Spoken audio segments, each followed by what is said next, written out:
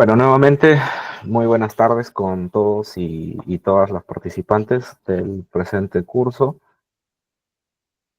Como saben, siguiendo con nuestro cronograma de actividades programadas para el desarrollo de las actividades de este presente curso de especialización en gestión integral de residuos sólidos municipales, edición 2025, en esta oportunidad corresponde realizar la segunda parte del módulo 2, Fundamentos Teóricos del Compostaje, con el cual hemos iniciado la semana anterior, pues, ¿no? El jueves pasado. Comentarles, por favor, que se va a compartir a través del presente chat. La ingeniera Jocelyn, por favor, que me apoye compartiendo el enlace del registro de asistencia para que puedan registrarse todos los participantes, ¿de acuerdo? Tienen que tener en cuenta que la asistencia es obligatoria porque es calificada. Y cada asistencia corresponde también parte de la evaluación final del curso, ¿correcto? Entonces, ingeniera Jocelyn, por favor, me apoya compartiendo el registro de asistencia por el chat.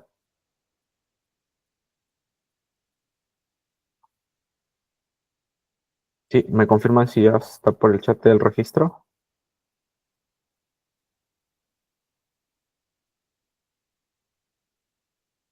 Aún no. Ahí está. Ya, listo. Ahí acaba de compartir la ingeniera Jocelyn el registro de asistencia. Fijar, por favor, el comentario para que quede ya ahí de manera temporal, ¿no? Ya bien, por favor, todos registrar su asistencia. En el transcurso de la presentación, hasta las 4:30 de la tarde, va a estar habilitado el enlace para que puedan registrar su asistencia.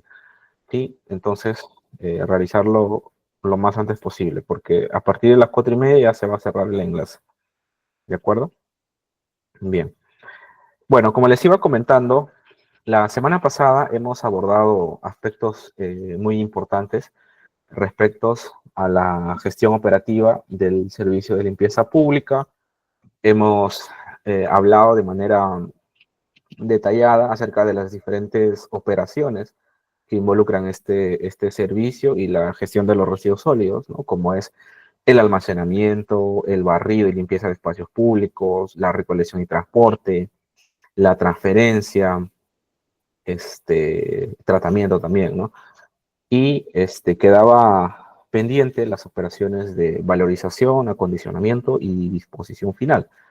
Entonces, estas operaciones lo vamos a, lo vamos a realizar el día de hoy, ¿de acuerdo? Vamos a hablarles acerca de la valorización, eh, tocando algunos aspectos más relevantes y algunos vamos a ir pasando rápidamente porque hay bastante información que vamos a compartir el día de hoy, porque también vamos a hablarles de la disposición final, que es otra operación que ha quedado pendiente. Y la disposición final se va a dividir en dos partes, ¿sí? Una primera parte donde abordaremos los aspectos generales para la disposición final de residuos sólidos y otra segunda parte que va a ser presentada hoy mismo respecto a operación de rellenos sanitarios de manera semiaerobia, ¿no? O denominado método Fukuoka, que también va a ser presentado por uno de nuestros colegas. ¿Sí? Ahí por el chat veo que indican que no permite registrar la asistencia. A ver, ingeniera Jocelyn, su apoyo, por favor, ahí revisando el formulario, de repente aún no se ha activado. Otras mencionan que sí permite, ¿ya? Entonces, ya, ya creo que sí, la mayoría menciona que sí se permite, entonces el formulario está bien. A los que sale que no les permite intentar de repente de otro dispositivo, o puede ser su conexión a internet o algún problema de su dispositivo, ¿ya? Pero ya ves, Walter dice que está conectado desde equipo móvil. Sí, las recomendaciones para participar del curso es conectarse desde una computadora, pues, ¿no? A veces los dispositivos móviles tienen bastantes limitaciones. Entonces, intentarlo desde otro dispositivo, Walter, porque como puedes ver ahí en los mensajes del chat, la mayoría indica que sí, están logrando registrarse. Entonces, el problema no es el enlace, el problema debe ser o tu conexión a Internet o tu dispositivo. ¿De acuerdo? Ahí la ingeniera Jocelyn nuevamente ha compartido el enlace a través del chat. Bien, bien, ya con todo ese preámbulo, vamos al inicio, ¿de acuerdo? Esta presentación sobre fundamentos teóricos del compostaje, para aquellos que han revisado la información que se les ha compartido en el módulo 1, esta presentación ya ha sido colgada en el aula Aprende, ¿no? Y ustedes lo pueden descargar. Esto ha sido subido en el módulo 1 porque es parte de la información que se ha presentado en la sesión presencial que se desarrolló en la ciudad de San Sebastián.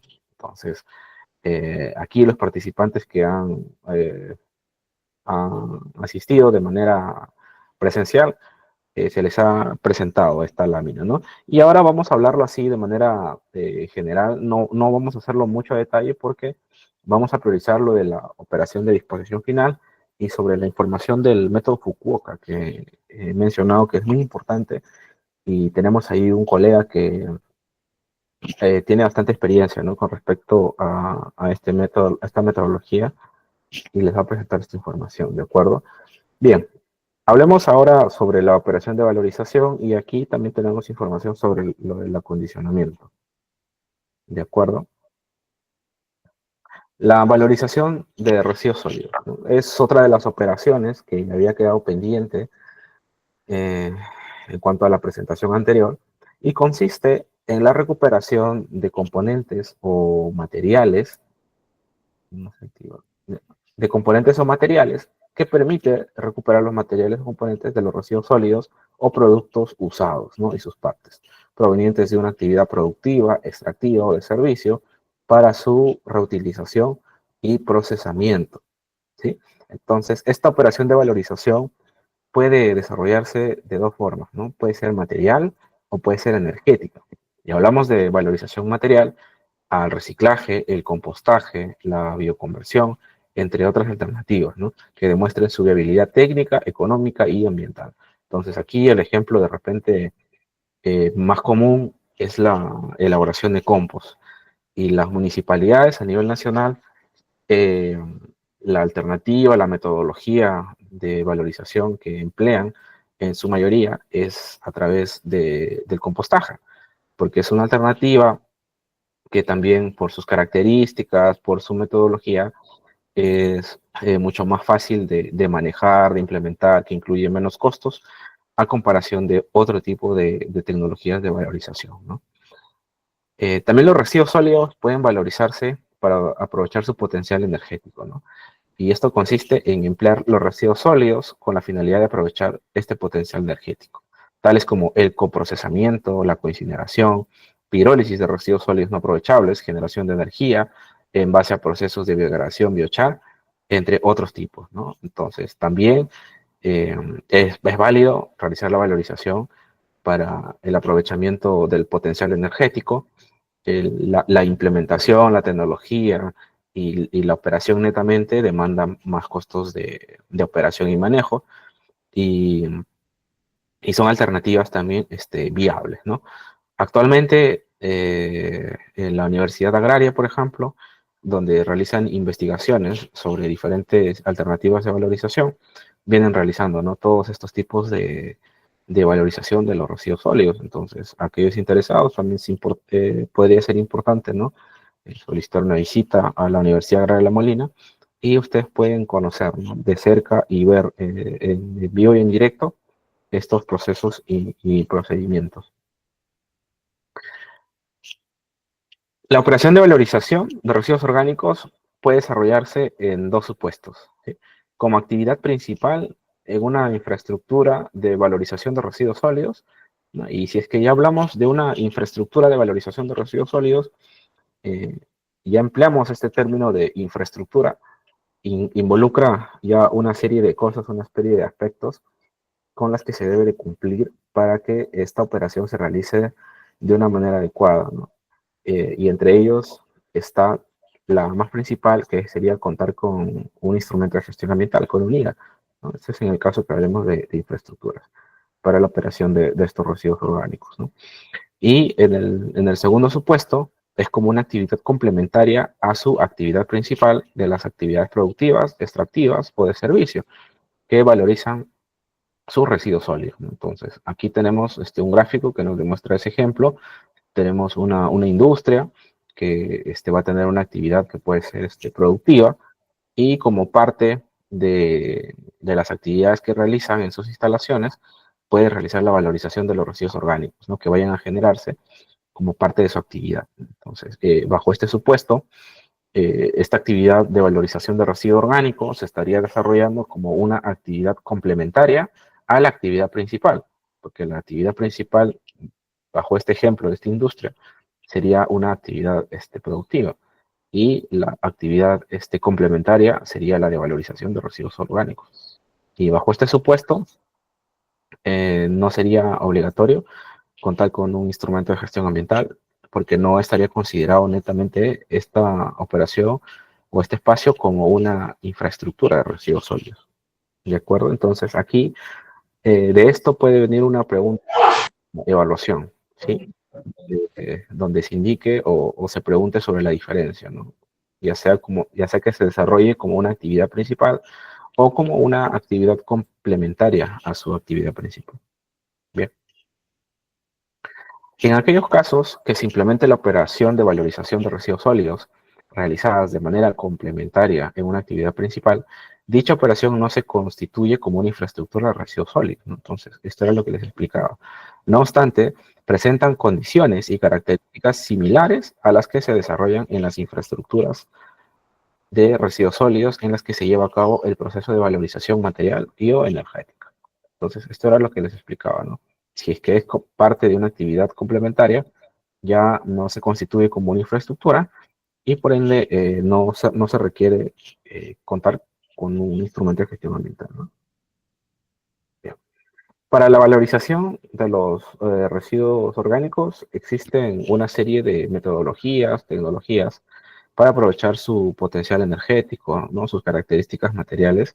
Entre ellos tenemos la biodigestión. Esta biodigestión se desarrolla eh, en ausencia de oxígeno, es decir, es una metodología anaeróbica, por lo que se desarrolla el fenómeno llamado digestión anaeróbica, ¿no? Es decir, aquí hablamos netamente de actividad microbiana y nos referimos a actividad microbiana anaeróbica, microorganismos anaeróbicos que bajo estas condiciones de ausencia de oxígeno van a realizar la degradación y descomposición de los residuos orgánicos, ¿no? Y aquí claramente nos menciona, esta descomposición se produce por bacterias que habitan en el interior de un biodigestor, ¿no? Y un biodigestor es lo que observamos aquí en las imágenes del lado derecho, ¿no? Entonces son espacios totalmente cerrados, con ausencia de oxígeno, ¿sí? Y proceden principalmente del estiércol fresco, los cuales se alimentan de la materia orgánica, produciendo como subproductos biogás y fertilizantes llamados biol y biosol. Su funcionamiento es muy parecido al del estómago de una persona o de un animal, ¿no? Entonces, aquí vamos a tener como uno de los productos principales el combustible, ¿no? Entonces, aquí se aprovecha el potencial energético, y también vamos a obtener subproductos como es el biol o biosol. ¿Y cuál es otra de las características de repente de este tipo de valorización? Es que el principal residuo que se va a valorizar son residuos de estiércol, ¿no? Entonces, dependiendo también del residuo que se genera en la actividad que se va a desarrollar, existe un tipo de valorización que se puede emplear que sería más adecuado, ¿no? En este caso, si hablamos nosotros de residuos municipales, como que no se adaptaría adecuadamente a este tipo de metodología de valorización, pues, ¿no?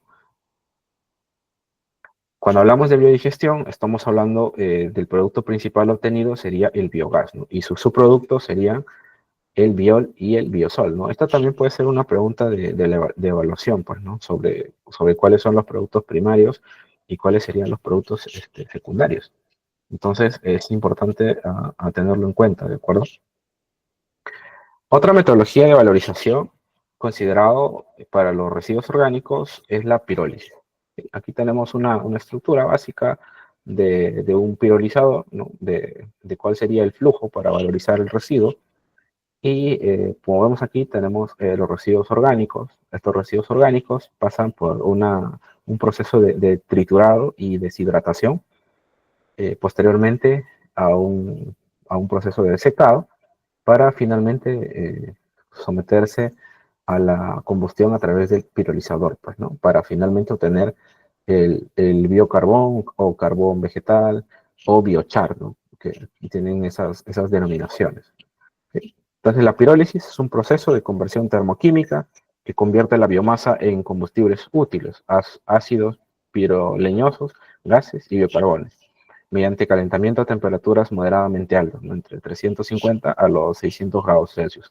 Y también esto se realiza en ausencia de oxígeno, ¿no? Pero para realizar este procedimiento, como pueden ver, hay que hacer un pretratamiento de residuos, ¿no? Hay que prepararlos para que puedan ingresar al pirolizador. Entonces, los residuos orgánicos recolectados no ingresan directamente al pirolizador, pues, ¿no? Sino pasan por un triturado, un proceso de triturado, un proceso de secado, para recién ingresar al pirolizador.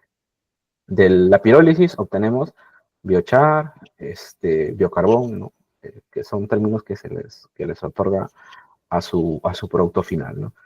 Esta también va a ser pregunta de examen, ¿sí? Sobre las metodologías de valorización, cuál es la denominación de la metodología, tecnología, y cuál es su producto final, ¿no? Entonces, aquí ya hemos visto la primera, que vendría a ser la biodigestión. Su producto sería el producto principal, en este caso, el biogás.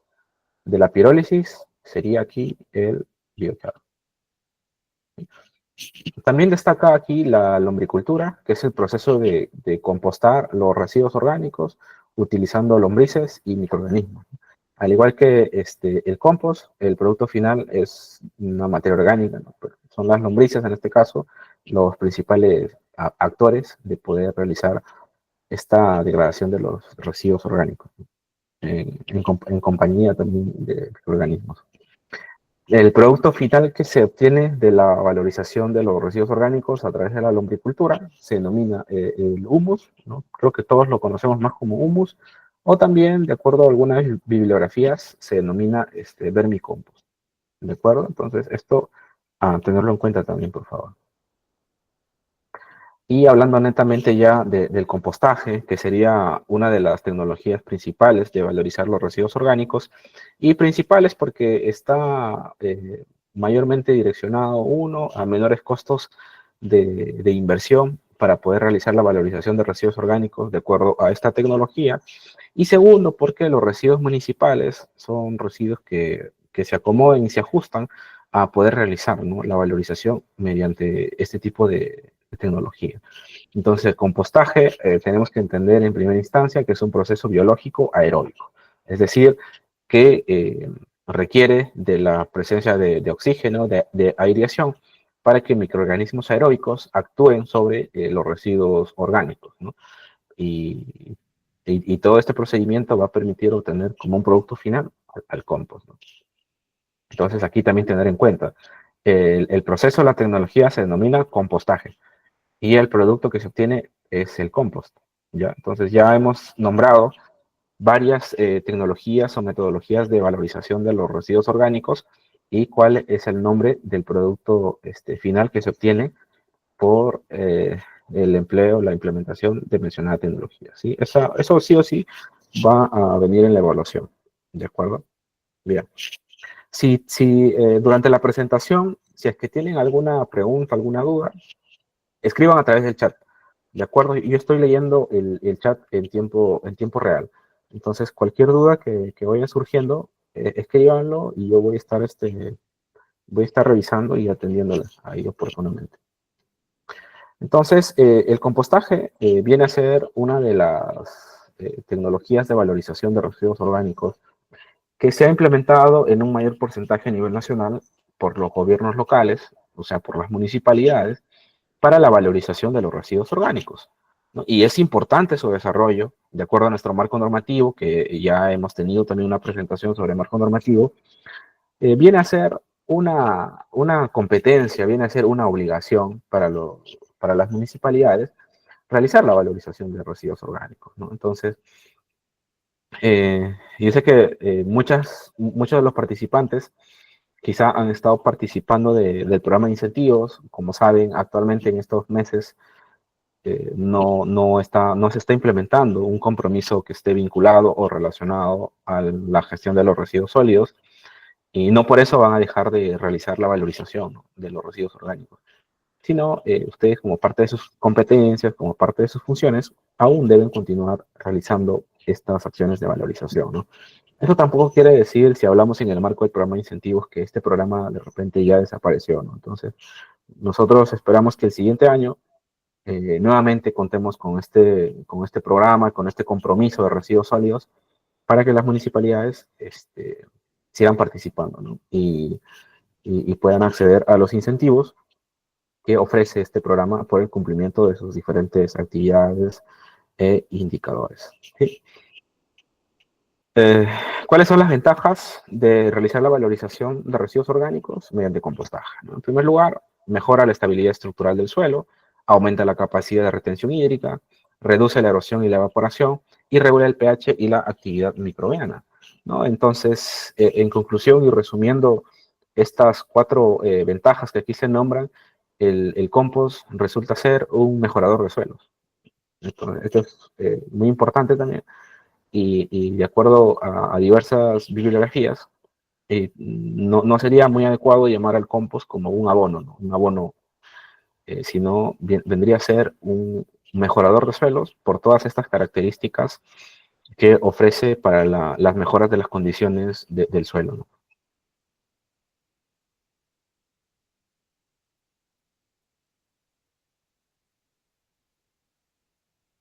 Aquí en pantalla observamos un flujo de procesos del compostaje, que son como que los pasos ideales a seguir para poder elaborar el compostaje. En primer lugar, debe realizarse la recepción de los materiales, que son los residuos orgánicos. En esta etapa puede realizarse un proceso de selección de residuos orgánicos, porque muchas veces estos residuos orgánicos vienen quizá mezclados o con residuos de descarte, o sea, residuos inorgánicos que no ingresan al proceso de valorización y que tienen que ser separados para que sean dispuestos posteriormente, ¿no? Generalmente esto se realiza en esta primera etapa de recepción de las materias primas y clasificación de este residuo orgánico, y puede existir un porcentaje de descarte de residuos, pues, ¿no?, que no ingresan a este proceso de valorización. Seguidamente, de ser necesario, puede realizarse el picado del residuo orgánico, y esto para tener un tamaño ideal en cuanto a las dimensiones o partículas de los residuos. Esto también vamos a hablar más adelante, porque está considerado como parte de uno de los parámetros a tener en cuenta cuando se elabora el compost. El armado de pilas, luego viene, después del armado, todo el proceso de degradación de los residuos orgánicos, no todas las fases por las que atraviesa el proceso de compostaje, hasta que se obtiene ya un producto final que va a pasar por un proceso de tamizaje, no de vuelta de pilas, no monitoreos, hasta su tamizaje, que sería ya la obtención final del producto. ¿De acuerdo?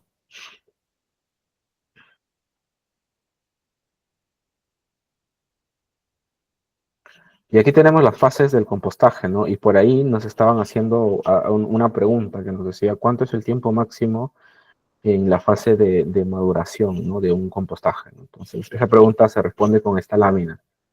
En esta lámina nosotros podemos ver a través de este gráfico cuál es el proceso del compostaje, ¿no? Cuáles son las fases, cuánto sería el tiempo de duración. Este es un tiempo de duración promedio, ¿sí? Hay que entender eso. No es un tiempo de duración que tiene que ser eh, como que sí o sí, ¿no? No necesariamente, porque para que se den estos tiempos influyen muchos aspectos, ¿no? Aspectos de clima, aspectos de manejo, aspectos de control de parámetros al momento de elaborar el compostaje.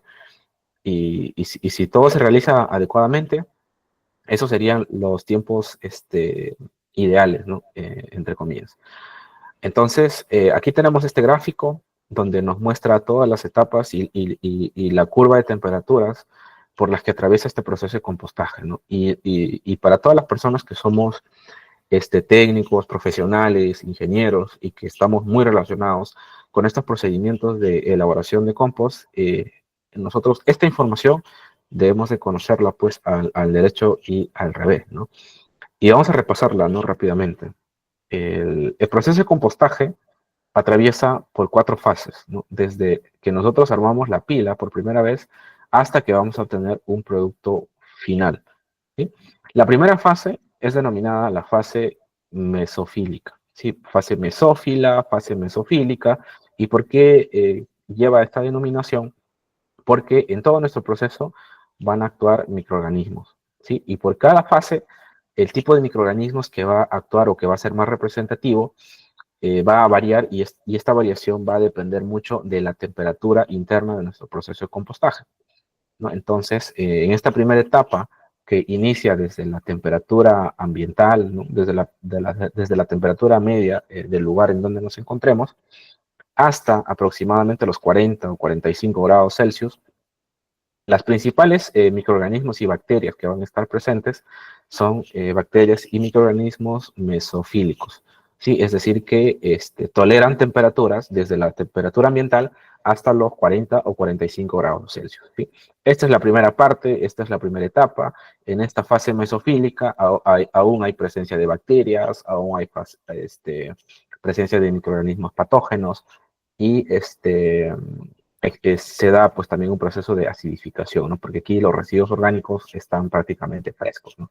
¿Y cuál es el aspecto que tienen los residuos? Es como esta pequeña imagen que se ve en la parte inferior de la presentación, ¿no? Y ahí, como podemos ver, características totalmente visibles, y se identifican residuos frescos, ¿no? Como residuos frescos que se pueden haber generado en un mercado, ¿no? Por ejemplo. Este procedimiento aproximadamente puede durar entre 2 a 5 días. Esta primera fase mesofílica, que es cuando ya llegaron mis residuos orgánicos a mi planta de valorización, realicé el armado de mi pila y ya la tengo totalmente armada, aquí como vemos en la figura, ¿no? Y de 2 a 5 días va en la fase mesofílica, ¿no? Entonces, en este tiempo, los microorganismos que están dentro de nuestra pila de compost empiezan a realizar su actividad microbiana, la degradación de los residuos orgánicos, y al realizar esta actividad, pues la temperatura empieza a aumentar, no empieza a crecer por acción de esta degradación de residuos orgánicos. Entonces, cuando ya la temperatura empieza a superar los 45 grados Celsius, ya estaríamos abandonando esta primera fase y estaríamos ingresando a la segunda fase, la fase termofílica, que es una de las fases más importantes en este proceso de compostaje, ¿no? Porque se van a realizar una serie de acciones, ¿no? Como la degradación de ceras, polímeros, hemicelulosas, la presencia de los principales microorganismos que van a actuar aquí son los actinomicetos. Estos son como que los soldados encargados de realizar la degradación de los residuos orgánicos. Y estos actinomicetos son microorganismos netamente aeróbicos, ¿sí? Por eso ellos son los principales microorganismos que van a estar a cargo de la degradación de los residuos, ¿no? También puede haber presencia de algunos hongos y esta fase es muy importante también porque aquí se realiza la desinfección de nuestra pila de compost. Es decir, eh, ya vamos a superar los 45 grados Celsius y las temperaturas máximas van a alcanzar los 65 hasta los 70 grados Celsius como máximo, ¿no? Y a estas temperaturas, entre 65 y 70 grados Celsius, ya estos microorganismos patógenos, bacterias, van a empezar a morir, ¿no? O sea, es una fase de higienización. Mueren estos microorganismos patógenos a estas altas temperaturas, ¿no? Entonces, por eso es que a esta fase termofílica, también en algunas fuentes bibliográficas, se le conoce como fase de higienización, ¿no? Porque se da o mueren estos microorganismos patógenos, ¿sí? En esta fase termofílica es muy importante que se realicen los volteos, ¿sí? Y aquí se recalca y se recomienda siempre que uno de los instrumentos que prácticamente es obligatorio al momento que queremos hacer compostaje es contar con un termómetro, porque si no tenemos un termómetro, no hay una manera exacta, no hay una forma manual de poder determinar a qué temperatura se encuentra nuestra pila de compost, ¿no? Entonces, es muy importante medir esta temperatura en realidad en todas las fases, pero aquí en la fase termofílica es esencial, ¿no? Porque tenemos nosotros que ir verificando también que las temperaturas internas dentro de nuestro proceso de compost no superen los 70 grados Celsius. Porque, ¿qué sucede si superan estos 70 grados Celsius? Ya la temperatura excede lo requerido para la elaboración del compostaje y los microorganismos aeróbicos van a empezar a descender, van a empezar a morir, se van a empezar a aparecer otro tipo de microorganismos que también son anaeróbicos y se van a generar otro tipo de gases como amoníacos, y los olores que va a desprender nuestra pila de compostaje pues va a ser olores desagradables, ¿no? Entonces, si nosotros medimos la temperatura y ya observamos que estas están entre 65 y 70 grados, ya es un indicador para nosotros que debamos realizar, ¿no?, los volteos. Porque al hacer el volteo en la pila de compostaje, lo que nosotros logramos es, en primer lugar, airear, oxigenar la pila, eh, continuar con esta degradación de los residuos orgánicos a través de los microorganismos aeróbicos, y en segundo lugar, homogenizar también, pues, ¿no? Porque los volteos también nos ayudan a que los residuos que hayan estado en las partes internas y que se han degradado con mayor rapidez y facilidad, al hacer el volteo pasen a las partes externas, y los que estuvieron en las partes externas, ahora los coloquemos en las partes internas, ¿no? Para que todo sea un proceso uniforme al momento de hacer el compostaje. Esta fase termofílica, una vez que se hayan realizado la degradación de la mayor parte de los residuos orgánicos, naturalmente las temperaturas van a empezar a descender, pues, ¿no? Nuevamente hasta llegar a los 45 grados, donde nuestra pila de compostaje, nuestro proceso, ingresará ya a una degradación, a una fase mesofílica 2, ¿no? Una segunda fase mesofílica, donde ya algunos residuos orgánicos que no hayan podido degradarse terminan de descomponerse en esta fase, y las temperaturas van a ir descendiendo nuevamente hasta llegar hasta la temperatura ambiental, pues, ¿no? Esta fase puede durar entre 2 a 5 semanas, y finalmente hasta que se terminen de degradar los residuos y ya se empiece a enfriar mucho más nuestro proceso de compostaje, pasaría a la última fase, que sería la de fase de maduración, ¿no? Donde esta fase, dependiendo también de las temperaturas o condiciones climáticas, podría durar entre 1 a más meses, ¿no? De acuerdo a diferentes experiencias que nosotros hemos podido identificar a nivel nacional, en algunas municipalidades que están ubicadas en la zona sierra, el proceso de compostaje puede durar entre 2, 3, 4 o en algunos casos hasta 5 meses, ¿no? Hasta 5 meses, por ejemplo, nos han indicado en ciudades donde superan los 3.500 hasta 4.000 metros sobre el nivel del mar. O sea, ciudades ubicadas pues, en regiones de la sierra muy altas, ¿no? Y por estas condiciones de temperatura que son un poco extremas y frías, es que el procedimiento es que se alarga un poco más, ¿no? A diferencia de ellos, en ciudades o regiones que están o que tienen ciudades de costa y selva, el tiempo para la obtención de un producto final mediante el compostaje también es menor, ¿no? Esto varía entre 3, 2, hasta un mes, ¿no?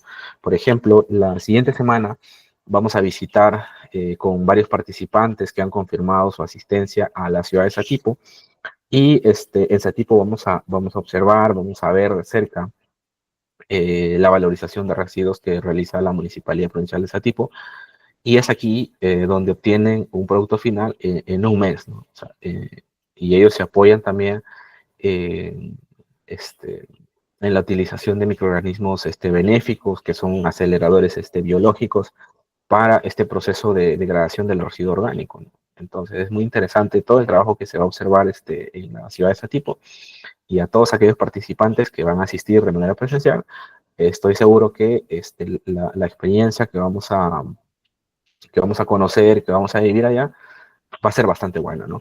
Al final de las presentaciones el día de hoy, vamos a brindar informaciones complementarias para el desarrollo de las actividades la siguiente semana. Entonces, a todos los que van a participar, al final, por favor, no se retiren, porque vamos a brindar esta información, ¿sí? Entonces, con respecto a estas fases del proceso de compostaje, Yo pienso que es bastante sencillo, este gráfico es bastante dinámico y ayuda muchísimo a poder comprender, ¿no?, estas fases, los tiempos y también ahí más o menos pueden ver ustedes cuál es el aspecto que tienen los residuos al valorizarse por cada una de estas fases, ¿sí? ¿Qué tipo de termómetro es el indicado para el registro de la temperatura? Miguel, es una buena pregunta. Para el compostaje hay unos termómetros que son tipo aguja. No sé si has visto, tienen el termómetro como tal está como que en la punta y son de tipo aguja, son largos, entonces esto sirve para incrustarlo al compostaje y que estas partes que en la punta de esta aguja es donde tiene pues, ¿no?, el sensor de temperatura y te ayuda a medir las temperaturas de las partes internas de tu proceso de compostaje, ¿no? Estos termómetros tipo aguja son los que se recomiendan para el proceso del compostaje. Por ahí dicen se entrecorta o no se ve la presentación, ¿no? Yo estoy seguro que sí se ve la presentación y que sí se escucha. Vuelvo a repetir, ¿no? Si presentan estos problemas, no es por parte no es por parte nuestra, sino es la conexión de internet, ¿no? A veces están conectados de sus datos móviles y están conectados en zonas de repente donde el internet es un poco inestable. Entonces, lógicamente tienen que entender que la conexión de ustedes no va a ser la adecuada, pues, ¿no? Bien, ahora seguimos. Entonces aquí se les habla ya de manera un poco más detallada, esto ya ustedes lo pueden revisar acerca de las etapas, ¿no? Acá así, muy importante, aquí tenemos un cuadro donde podemos observar cuáles son estos microorganismos patógenos que van a estar presentes en los residuos orgánicos, sobre todo municipales, ¿no? Entre ellos tenemos pues la salmonela, lechericha, parvovirus, huevos de Ascaris, de lumbricoides, Bruselas, ¿no? Y como pueden ver, aquí tenemos unas temperaturas máximas a los que estos microorganismos estarían expuestos y son eliminados, ¿no? Entonces la salmonela, entre temperaturas de 55 grados Celsius, con un tiempo de exposición de 1 hora, ya empiezan a morir, ¿no?, este tipo de microorganismos, ¿no? Y si están expuestos a 65 grados de temperatura, su tiempo de deceso sería entre 15 a 20 minutos, ¿no? Y así como pueden ver para cada tipo de microorganismo, ¿no? Entonces, por eso es que estas temperaturas se logran en la fase termofílica. Entonces, aquí es importante, por eso se denomina esto como una fase de higienización, porque estos microorganismos patógenos van a descender, van a morir, van a ser eliminados en esta fase.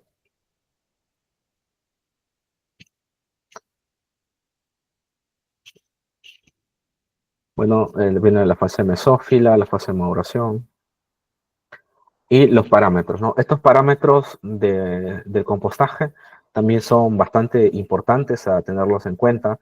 La temperatura, como les he mencionado, es crucial poder medir la temperatura para poder nosotros identificar la fase en la cual se encuentra nuestro proceso de compostaje.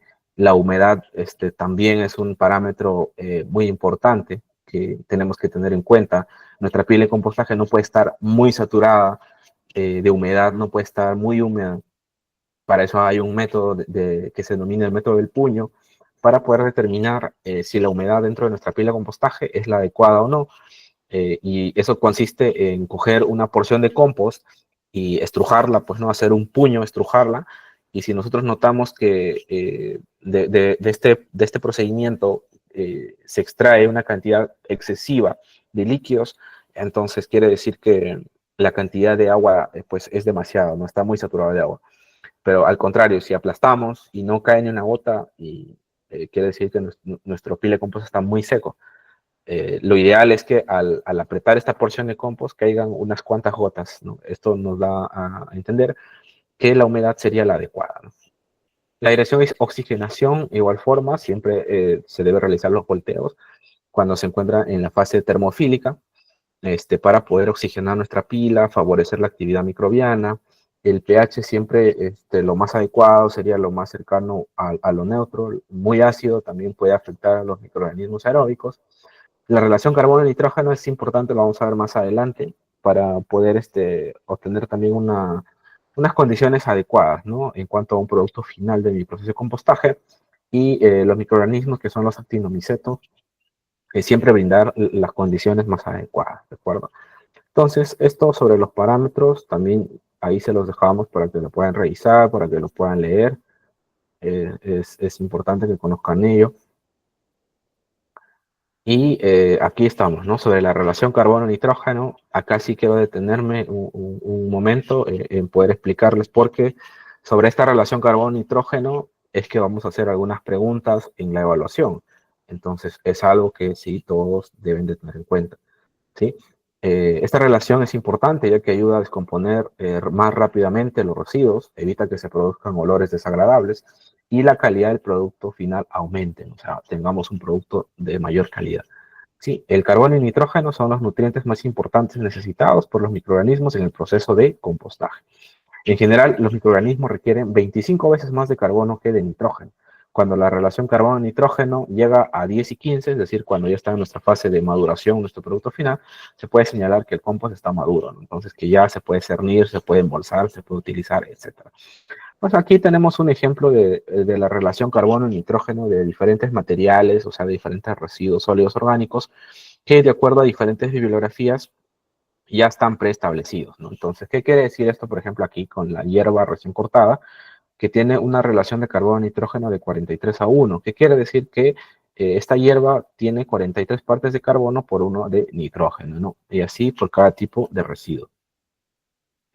Posibles problemas por el desbalance de carbono-nitrógeno, ¿no? ¿Qué sucede cuando en un proceso de compostaje existe una relación de carbono-nitrógeno bajo, ¿no? O sea, niveles de carbono-nitrógeno bajo? La temperatura del compost puede ser muy alta, la piel del compost va a desprender olores desagradables, como por ejemplo amoníaco. Va a existir gran presencia de fauna, gusanos, moscas y otro tipo de insectos. Los residuos van a estar oxidados o se procesa con suma velocidad y las relaciones menores de 20:1 de carbono-nitrógeno nos dan una alta disponibilidad de nitrógeno y baja disponibilidad de carbono, ¿sí? Ahora, ¿qué sucede en lo contrario, ¿no? Cuando una composta tiene una relación de carbono-nitrógeno alta, el proceso de compostaje va a ser lento, casi detenido. El compost nuestro proceso de compostaje no va a tomar temperatura, no se va a calentar, aún realizando los volteos adecuadamente, ¿no? Y teniendo una cantidad considerable. Va a tardar en aparecer esa textura negra y arenosa que es característica del compostaje. Y las relaciones mayores a 40:1 existe una baja disponibilidad de nitrógeno y alta de carbono. Entonces, ni uno ni lo otro es lo recomendable. ¿Cuál sería lo recomendable? Relaciones entre 20 y 40, ¿no? Que se considera óptimo, ¿sí? Donde va a existir una moderada disponibilidad de nitrógeno y de carbono, ¿sí? Entonces, las relaciones entre 20 y 40 partes de carbono por nitrógeno van a ser las más óptimas y las más adecuadas. Entonces, aquí en esta lámina también se les pone más ejemplos de relaciones de diferentes tipos de residuos sólidos con este tipo de relación de carbono-nitrógeno, ¿no? Y se les va a dejar, aquí hay diferentes ejercicios para el cálculo del balance de carbono-nitrógeno, ¿sí? Son ejercicios que están resueltos ya paso a paso, ¿sí? Ustedes pueden ver, el ejemplo nos menciona, calcular la relación carbono-nitrógeno de una mezcla de 100 kilogramos de estiércol de cerdo y 40 de restos de frutas. Entonces, y los pasos nos van a describir detalladamente cómo realizamos este cálculo, ¿no? Primero vamos a identificar la relación carbono-nitrógeno de cada uno de los residuos. En este caso, al porcino le corresponde una relación de 16:1. Estos datos los obtenemos de las tablas y de los cuadros que hemos mencionado, ¿no? Anteriormente, ¿no? Por ejemplo, acá. Estos ejercicios van a venir en la evaluación, ¿sí? Y se les va a brindar el cuadro ya para que ustedes puedan obtener y determinar cuál es la relación carbono-nitrógeno, ¿sí? Entonces ustedes van a identificar ahí del residuo que se les coloca o de los residuos van a identificar cuál es su relación. Bueno, en este caso, de los residuos de este ejemplo, del, al porcino, ¿no? Le corresponde de 16:1 y a los restos de frutas de 80:1, ¿sí? El paso 2 sería sumar el peso en kilogramos de los residuos, ¿no? Que nos pide el ejercicio hacer la mezcla. En este caso son 100 más 40, en total sería 140 kilogramos, ¿no? Que sería el 100% del peso total. Como paso 3, hallamos el porcentaje correspondiente a cada residuo mediante una regla de 3 simple para cada tipo de residuo, ¿no? Entonces, si ya tenemos el total, que sería el 140 kilogramos, y este equivale al 100%, determinamos la representatividad, pues, ¿no? De cada uno, ¿no? Es 100 kilogramos, ¿a cuánto equivale de estos 140? Equivale al 71.42%. 40 kilogramos, ¿a qué porcentaje equivale de estos 140? Equivale al 28.58%, ¿no? Con esto vamos al paso 4. ¿No? Habiendo ya del porcentaje de cada uno de los residuos, dividiremos cada uno, ¿no? Entre 100, ¿no? Para obtener estos valores, ¿no? Para el estiércol de cerdo, 0.71, y para los restos de fruta, 0.28. Como paso 5 nos dice, multiplicamos cada uno de estos resultados por su respectiva relación carbono-nitrógeno, y esto se va a obtener de las tablas, y para el estiércol de cerdo vamos a tener un valor de 11.36, y para los restos de frutas de 22.4, ¿no? Y como paso final sería sumar los dos valores, ¿no? Sumamos el 11.36 más el 22.4, vamos a obtener 33.76, ¿no? Entonces, la relación carbono-nitrógeno sería 33.76 partes de carbono por una de nitrógeno. Y si nosotros observamos, esos 33.76 estaría dentro del rango óptimo, ¿no? Que nos dice la bibliografía, ¿no? Porque relaciones entre 20 y 40 van a ser consideradas como óptimas. Entonces, por favor, yo les pido que revisen estos ejercicios, los repasen, porque ejercicios muy similares van a venir en la evaluación, ¿sí? Aquí en la presentación, que va a ser subida, que ya se encuentra en el aula Aprende, hay varios ejercicios, revísenlos, ahí está todo su paso a paso, su resolución, y así es como les van a venir los ejemplos en la evaluación, ¿sí? El enunciado con el problema, los residuos que se les pide calcular, las alternativas de respuesta, y se les va a colocar así una tabla, ¿ya? Una tabla de donde ustedes van a poder extraer ya cuál es esa relación carbono-nitrógeno por cada uno de los residuos, ¿de acuerdo? Y bueno, acá están los ejemplos, las resoluciones, las respuestas. Entonces, solamente es que repasen, por favor, esas preguntas, ¿de acuerdo? Bien. Entonces, eso es en cuanto a la valorización. Ahora voy a hablarles brevemente acerca de la operación de disposición final, ¿sí? Que viene a ser otra de las operaciones que nos habían quedado pendientes de la presentación anterior. Sí, y hablaremos entonces de los aspectos generales y características de la operación de disposición final, ¿sí? ¿En qué consiste la disposición final de residuos sólidos, ¿no? Es el proceso para disponer los residuos sólidos de forma permanente, sanitaria y ambientalmente segura. Entonces, si hablamos que sea sanitaria y ambientalmente segura, ¿qué quiere decir? Que los residuos tendrían que disponerse en infraestructuras de disposición final, ¿no? Es decir, rellenos sanitarios. Sé que muchos de ustedes que trabajan en municipalidades quizá disponen los residuos sólidos en áreas degradadas, y esto en realidad no sería lo correcto, pues, ¿no? Por eso es que nuestro marco normativo también involucra acciones para que las municipalidades que administran estas áreas degradadas realicen la recuperación o la reconversión de estos espacios, ¿no? Y que se asegure la disposición final de los residuos sólidos de manera adecuada, ¿no? Y hablamos de manera adecuada cuando hablamos de esta disposición en infraestructuras de disposición final. ¿Sí? Y los residuos que tendrían que ser dispuestos prioritariamente tendrían que ser aquellos que no pueden ser valorizados, ¿no? Porque para ello también ya hemos hablado mucho también en las sesiones anteriores que las municipalidades son competentes de implementar el programa Recicla, ¿no? O como se conoce más como el programa de segregación en la fuente. Y la idea es que a través de la implementación de estos programas que se logren valorizar la mayor cantidad de residuos sólidos, pues, ¿no? Para que solo los residuos que no son o que no tienen este potencial de aprovechamiento o valorización lleguen a parar a estas infraestructuras de disposición final, ¿sí?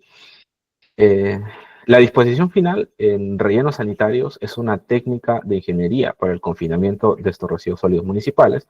Comprende el esparcimiento el acomodo y la compactación de los residuos sólidos sobre un lecho impermeable, ¿no? Es decir, porque la base y generalmente de estas celdas de disposición es impermeable y esto ha sido previamente instalado, implementado a través de una geomembrana, ¿no? Que es lo que nuestro marco normativo establece que se deba implementar, ¿no? Se realiza cobertura con tierra u otro material inerte, por lo menos de manera diaria o cada que se realiza la disposición final de los residuos sólidos, ¿no? Es decir, los residuos sólidos, una vez de haber sido dispuestos en estas infraestructuras, no deberían de quedar expuestos, ¿no? Sino tienen que ser coberturadas, ¿no? Y con esto se realiza un control de la proliferación de los vectores y el manejo adecuado de gases y lixiviados, ¿no? Por el fin de evitar la contaminación del ambiente y proteger la salud de la población.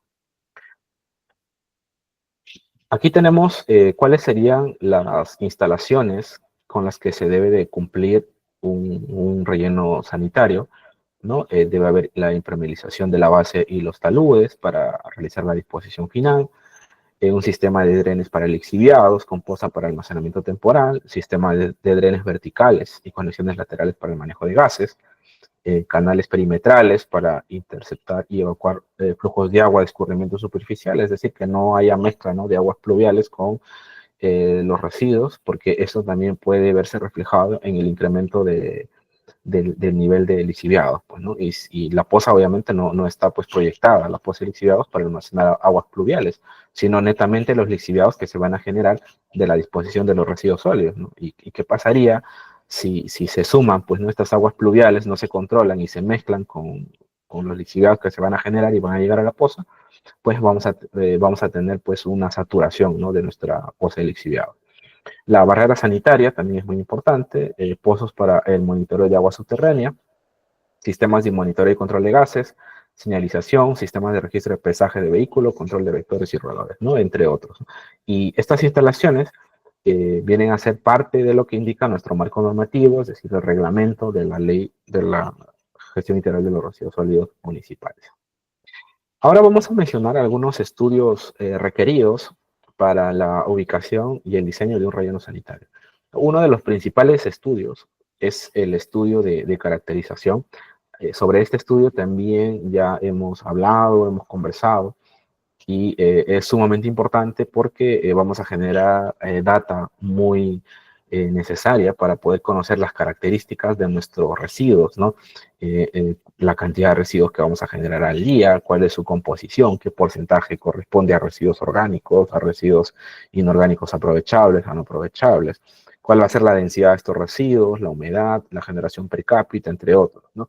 Y esto me ayuda mucho porque al conocer la cantidad de residuos que se van a disponer diariamente, eh, al hacer estos diseños de rellenos sanitarios, vamos a poder proyectar cuál sería, pues, ¿no?, el tamaño de nuestras celdas de disposición final en el tiempo de vida útil que se le tiene que otorgar a esta infraestructura de disposición final, pues, ¿no? En cuanto a la ubicación de la infraestructura, es muy importante realizar el estudio de selección de área, ¿no? Y de acuerdo a lo establecido en nuestro marco normativo, esta infraestructura debería ubicarse a una distancia no menor de 500 metros de poblaciones, granjas porcinas, avícolas, entre otros, ¿no? Y no estar ubicadas a distancias menores de 500 metros de fuentes de aguas superficiales, zonas de pantanos humedales o recargos de acuíferos, zonas de presencia de fallas geológicas o en zonas en donde se puedan generar asentamientos o deslizamientos, ¿no? Esta información también es un extracto de nuestro reglamento que está citado aquí en la presente lámina. Aquí en pantalla podemos observar también los estudios de campo. Estos vienen a ser los estudios básicos que son requeridos para la elaboración de la ficha técnica estándar para inversiones del servicio de limpieza pública, ¿no?, que incluyen la construcción de un relleno sanitario. Entre ellos está el estudio topográfico, ¿no?, donde se obtiene la representación real del relieve, el estudio geofísico y de resistencia y de resistividad eléctrica, el estudio de mecánica de suelos y geotecnia, el estudio de canteras y el estudio geológico, geomorfológico, hidrológico y geodinámico, ¿no? Entonces, estos estudios son requeridos como parte de la elaboración de la ficha técnica estándar para estas inversiones del servicio de limpieza pública, ¿no?, que incluyen la construcción de un relleno sanitario. Ahora veremos la clasificación y métodos de operación de los rellenos sanitarios. ¿Sí? Aquí, de dos tipos, ¿no? Uno, por la cantidad de los residuos sólidos que se va a operar, y según el tipo de técnica de disposición final de residuos, ¿no? De acuerdo a la cantidad, el residuo se puede clasificar como relleno sanitario manual, relleno sanitario semi-mecanizado y relleno sanitario mecanizado. ¿Sí? Esto es por la cantidad de residuos sólidos que se va a operar, pues, ¿no? De manera diaria. Y según la técnica de descomposición de residuos sólidos, vamos a tener los rellenos sanitarios convencionales o los anaeróbicos, los rellenos sanitarios semiaeróbicos, ¿no? Que es lo que el Ministerio del Ambiente actualmente promueve en cuanto a los diseños de rellenos sanitarios, ¿no? Semiaeróbicos o denominados como Fukuoka, ¿no? Estos rellenos sanitarios, sobre esta metodología se va a explicar más adelante, ¿no? Uno de mis colegas les va a explicar de manera detallada sobre este tipo de disposición final. También están los rellenos sanitarios aeróbicos. Bueno, aquí vamos a dejarles información para que puedan también revisar con mucho mayor detalle acerca de los rellenos sanitarios de acuerdo al tipo de operación, pues, ¿no? Son rellenos sanitarios manuales, los semimecanizados y los mecanizados, ¿sí? Y de acuerdo a la técnica, también, ¿no? Lo que les iba mencionando, ¿no? Los convencionales son aeróbicos, semiaeróbicos o los aeróbicos, ¿no? Y aquí tenemos un ejemplo de una secuencia de habilitación de un relleno sanitario, ¿no? Paso a paso. Son diferentes etapas que se desarrollan desde la selección de área, la realización de los estudios básicos, los proyectos de ingeniería, ¿no? La gestión administrativas, habilitación de infraestructuras. Asimismo, después de la habilitación se contemplan, ¿no? Con dos etapas, como ya viene a ser netamente, entra en función la operación del relleno, sería la operación y el mantenimiento, y el cierre y post-cierre, ¿no? Una vez que ya se vence y culmina su vida útil. Y la construcción y métodos operativos del relleno sanitario puede darse también de diferentes formas, ¿no? Puede ser de método de trinchera o zanja, método de área, o la combinación de ambos métodos, ¿sí? Cuando es de trinchera o zanja, se utiliza en terrenos planos y ondulados, evitando terrenos con niveles freáticos altos o próximos a la superficie, por el riesgo de contaminar acuíferos, así como suelos rocosos, a fin de evitar dificultades durante la excavación, ¿no? Entonces aquí tenemos una imagen de un método de trinchera o zanja, de un relleno manual, y un ejemplo de un relleno sanitario mecanizado, ¿no? Desarrollado bajo esta metodología de trinchera o zanja. También está el método de área, donde se utilizan terrenos planos, donde no sea factible excavar zanjas o trincheras para disponer o confinar los residuos, ¿no? Entonces, el material debe ser transportado desde otros sitios o, de ser posible, extraído de la capa superficial del terreno, ¿no? Entonces, aquí generalmente no se hacen excavaciones, sino en el método de área o plataforma se van realizando de manera como que ascendente, ¿no? Sobre el terreno, que también debe estar impermeabilizado y correctamente implementado. Y tenemos también el método mixto o combinado, ¿no? Donde la disposición de los residuos sólidos abarca inicialmente los volúmenes habilitados de manera por debajo de la superficie original del suelo, ¿no? Método de trinchera, vemos, está sobre la superficie, abajo de la superficie, para luego ir creciendo verticalmente sobre la superficie, ¿no? Original del suelo, mediante la formación de sucesivas capas o plataformas, un método de área. Entonces, empieza como un método de trinchera y luego va ganando también espacio de disposición como un método de área, ¿no? Como podemos ver aquí en la imagen. Y bueno, equipos, maquinaria, equipamiento para la disposición final. Tenemos las compactadores, retroexcavadoras, tractores o grúa, camiones volquetes, cargador frontal sobre neumáticos, mini cargador. Los equipamientos requeridos también, dependiendo del tipo de operación, son los que se pueden emplear, pues, ¿no? Bueno, esto sobre los equipos de disposición final también ya hemos hablado y abordado en las sesiones anteriores y vamos a ir pasándolo, pues, ¿no? De manera más rápida, ¿no? Sobre los monitoreos también ya hemos conversado. Entonces, básicamente esta información voy a dejar para que puedan revisarla porque yo quiero dar el pase ya para la siguiente presentación,